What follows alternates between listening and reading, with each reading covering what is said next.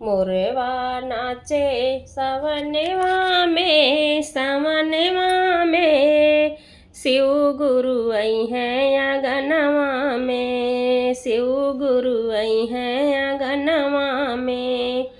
गंगा के जलवा से चरना पखारब, गंगा के जलवा से चरना पखार, चरना पखारब हे चरना पखार। कहिए से श्रद्धा ब मनवा में, मनवा में, शिव गुरु आई हैं आंगनवा में, शिव गुरु आई हैं आंगनवा में। कहिए से श्रद्धा ब मनवा में, शिव गुरु आई हैं आंगनवा में।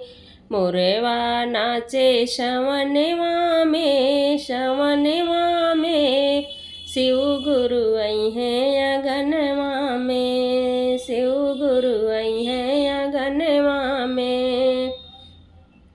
भांग धतूरा के भोगवा लगाइब, भांग धतूरा के भोगवा लगाई। सब सुख मिलिए जीवनवा में, जिंदगिया में, शिव गुरु आई हैं आंगनवा में। सब सुख मिली हैं जिंदगिया में, जिंदगिया में, शिव गुरु आई हैं आंगनवा में। मोरवा नाचे सवनवा में, सवनवा में, शिव गुरु आई हैं आंगनवा में, शिव गुरु आई हैं आंगनवा में।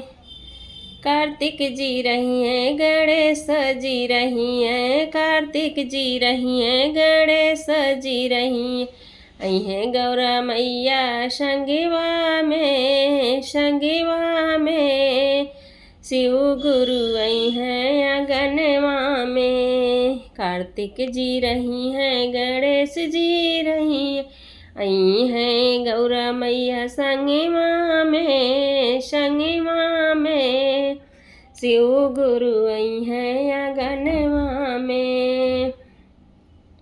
मोरवा नाचे सवनवा में, सवनवा में, शिव गुरु आई हैं आंगनवा में। शिव जी आई हैं तो सजिया लगौब, शिव जी आई हैं तो सजिया लगौब। शिव जी सही हैं आंगनवा में, आंगनवा में, शिव गुरु आई हैं आंगनवा में। मोरवा नाचे सवनवा में, मोरवा नाचे सवनवा में, सवनवा में, शिव गुरु आई हैं आंगनवा में। हर हर महादेव, हर हर महादेव। ये शिव चर्चा गीत आप लोग सुनिएगा। वीडियो को लाइक शेयर सब्सक्राइब करिएगा। धन्यवाद सभी को। जैसा भी लगा होगा कमेंट बॉक्स में ज़रूर बताना, और वीडियो को ऐड के साथ फुल वॉच किया करो। जिसके पास हाइप है तो हाइप भी कर दिया करिए। अपना सपोर्ट बनाए रखिए। हर हर महादेव।